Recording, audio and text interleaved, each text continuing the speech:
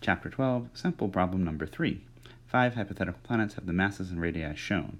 Consider the escape speed of each of these objects, and then rank them. So we want the escape speed, which is usually written as, logically enough, v escape. And we get that by saying, well, we want to take something which is on the planet with radius rp, mass mp, and some rocket that launches with v escape, having mass m, and then reaches really far away, like all the way up here, at rest.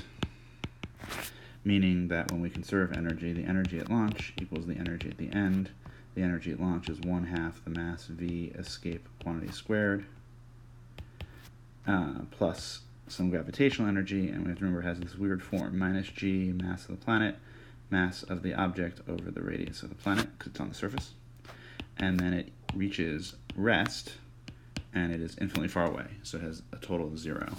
And if we solve that over, we find that the escape speed is going to be the square root of 2g mass of the planet over radius of the planet.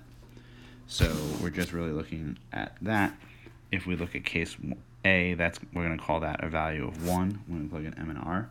So for case, say, B, we're going to plug in root of 2g times 2m over r, which ends up being root 2 times the answer from A.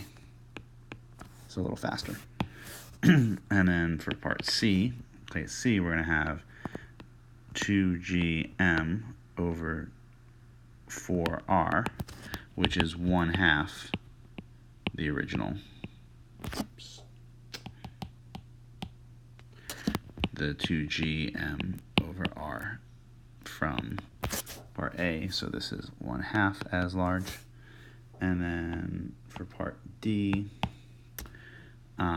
we're going to have,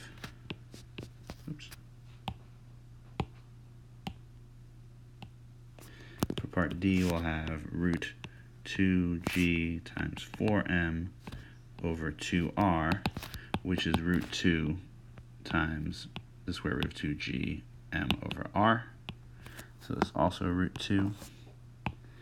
And then for part E, I don't run out of room here, but for part E, we have 2g 4m over 4r, which we can see is the same as 2gm over r, so that's the same as A, giving us our final answer being B is the same as D, which is more than A, which is the same as E, which is more than C.